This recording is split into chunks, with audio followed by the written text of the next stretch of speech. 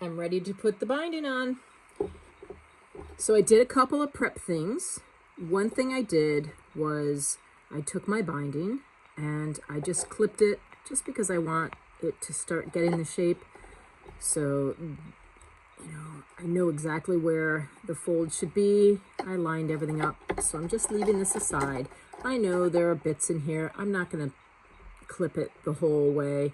I just need a little bit to kind of have a little bit of fold memory there. All right, so my binding is ready and I have my bag. The lining is inside and I've clipped it. So here are a couple of things that I do. If your lining seems a little bit too big, one trick that you can do is then turn your bag inside out so that the lining is on the outside and your exterior is on the inside. Another thing that I typically do that I didn't do the other day was when I sew up the sides before I top stitched them, I normally put my lining in to see how it fits, and I just kind of do one of these things and I check. I didn't do that the other day, so I really should have. I would have taken just a little bit more on one of the sides. So I'm just a pinch big. So I'm going to go ahead and turn it inside out so that my interior is on the outside, which needs a little bit more room, and then my exterior doesn't need as much room. And that should fix the little bit. So you can just see a little bit. I just have to pull a little bit. See that? And I don't want to pull too much on my vinyl because it'll still make it pucker when it relaxes. So I'm going to go ahead and flip it. Okay. There we go. And that should help a little bit with sizing. Okay. So somewhere along the line, I may have, I don't know, maybe I had a little extra space somewhere. So anyway, it happens. So it's time to baste our interior and our exterior together. Put my straps inside so I don't sew over them.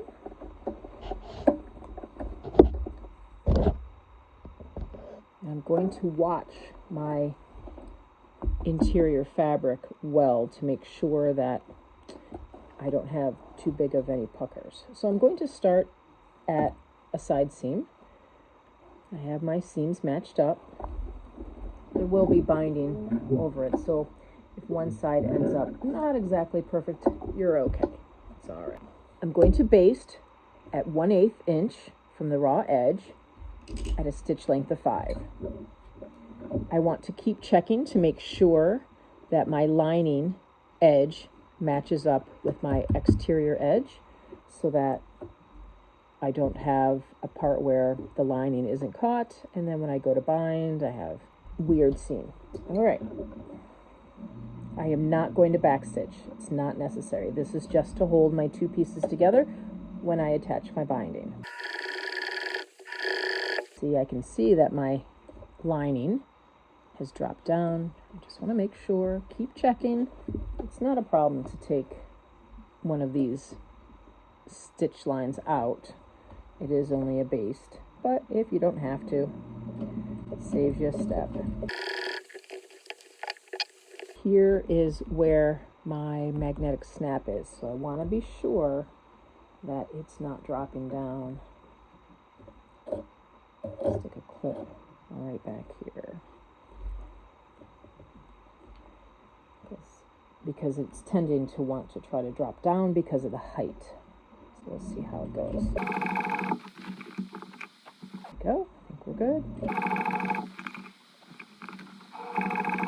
Sure, I could put twice as many clips, but for me, that bothers me. I prefer to just stop and move and check. I either stop and check or I stop to remove a clip.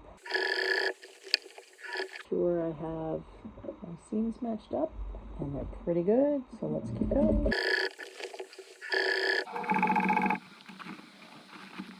And we're getting back to the clip again. And just because I'm moving the bag around, it did slip off, so.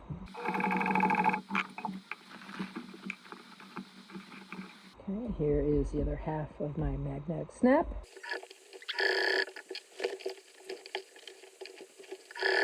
I think I'm going to have, oh, No, I'm not. Never mind. I thought I was going to have a little bit of a pucker, but I think I'm going to be okay. And I don't want to go too far over my previous stitches. I don't need extra holes, even up top there. All right, so now I want to inspect the other side to make sure that I've caught my lining properly and enough, thoroughly. It's really close right here, so I'm going to go back over that seam just right there, and I'm just going to, and again, it's near my, it's near my snap, but I'm just going to go on top there, and I'm actually going to do it, turn it right back side out again, so I can watch carefully, but otherwise, looks good. Find that one spot again. It's right here.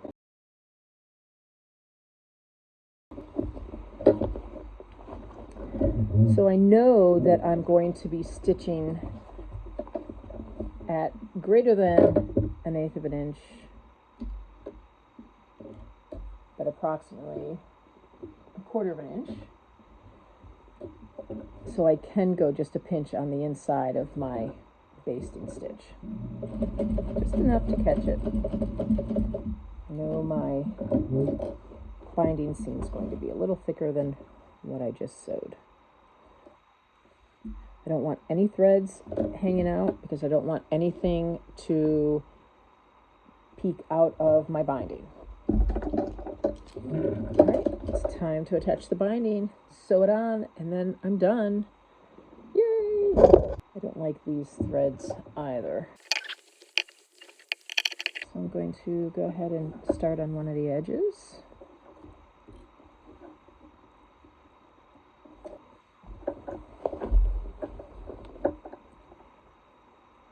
So I'll fold it, and I'm going to place it over and clip it.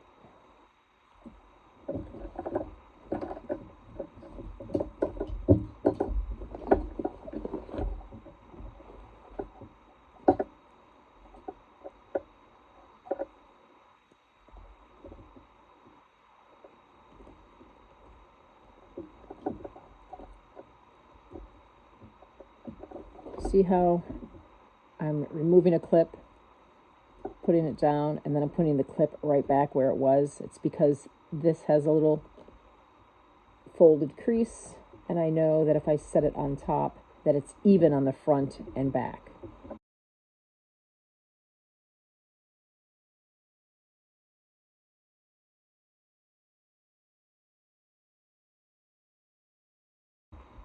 I can always go back and put a couple extra clips in if I'm worried. But I hate stopping to remove clips. And again, that's why I usually put them all in the same direction. So I like the curved part to be against my bed. I find it easier to remove the clips as I'm sewing, but sometimes I just go ahead and stop.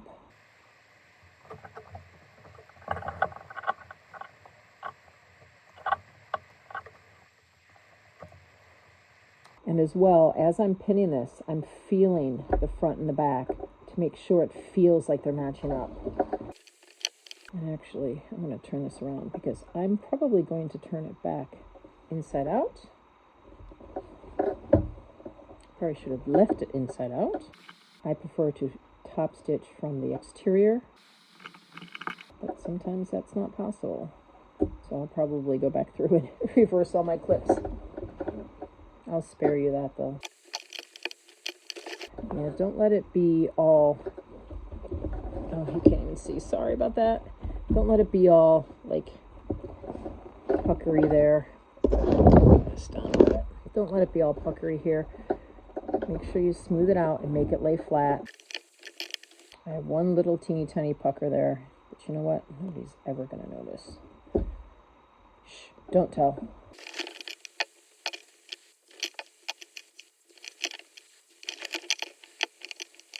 Okay, we're almost there.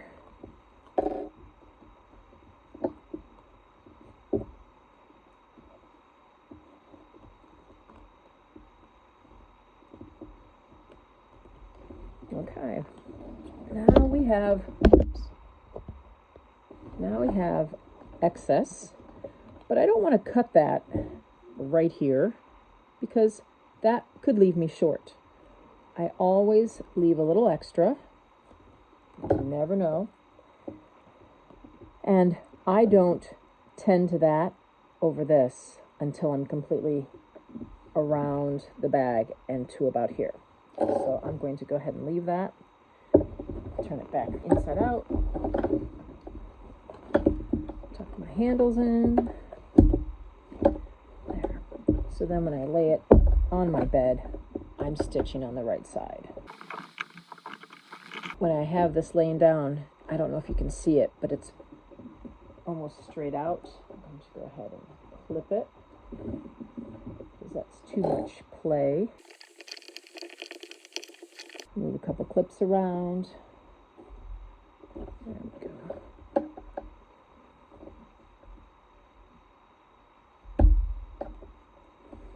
Okay. All right. I believe I am ready. Okay, so when I turned it back inside out, now I'll be sewing from the side that I didn't tuck in. So what I'm going to do is pull that up and put that down, and then it'll end up, this layer will be on top, right at the side seam. I'm happy with that as well. So I'm going to leave that one up, tack this one down, and that's where I'm going to start.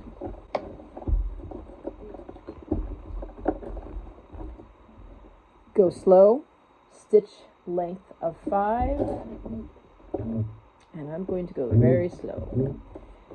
I'm also going to be sewing right along this edge, right there.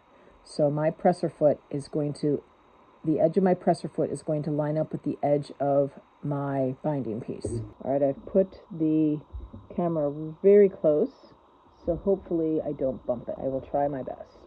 But I can also tell that this edge here is covering my stitches, so I know I'm good to cover those basting stitches. So that's another clue you can use. All right, I'm going to be forthcoming. I put the binding on, and I didn't like it. Woo! That's bad. And that's why. So you see,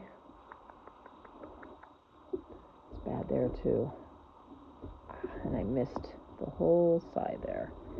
I'm going to take it off. So I recut, I reclipped, same method.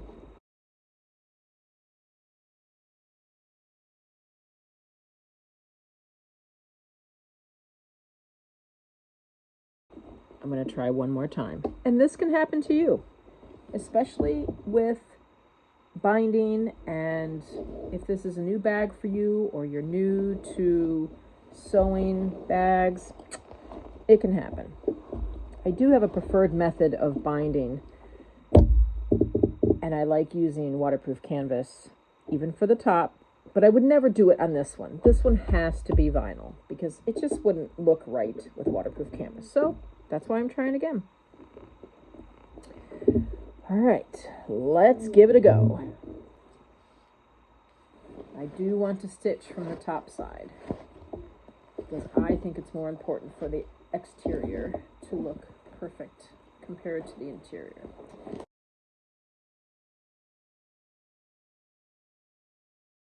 Take 2. Again, I am going to backstitch to start.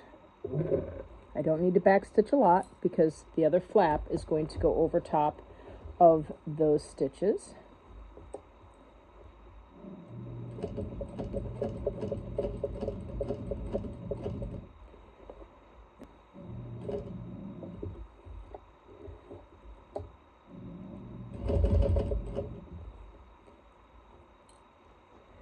Make sure this edge is tucked up against it. Your raw edge is on the inside. My presser foot edge is right along my raw edge. I'm using once again, I'm still using my 1/4 inch zipper foot. That is a Teflon zipper foot. So I have an 1/8 seam allowance on either side.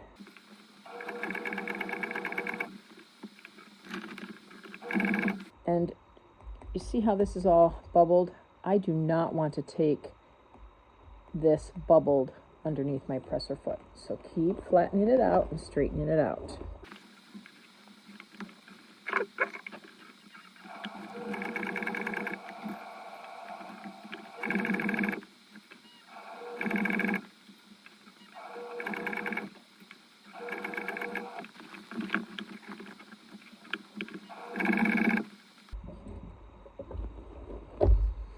Notice I am dropping my needle every time I want to rearrange the bag.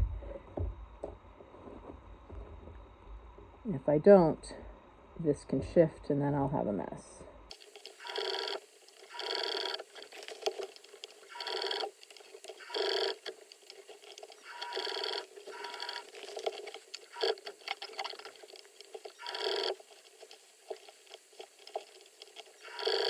I'm going to finish off the seam when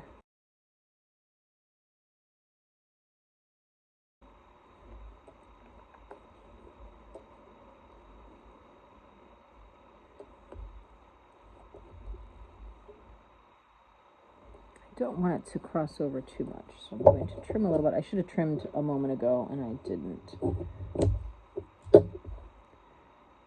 Trimming on an angle.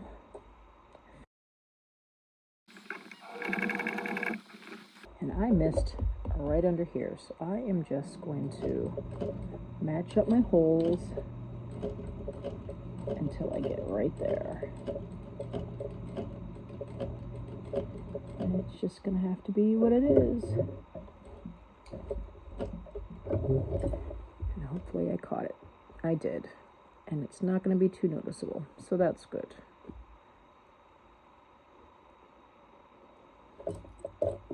It's on the inside, remember. So on the inside, they're just paying attention to the pockets. All right, fingers crossed. Woo! It's nighttime, or I'd take it outside to show you the bag, but it's adorable. It looks fabulous. Okay, the color looks off right now, but there's the inside, all of our wonderful pockets. Bottom looks fabulous.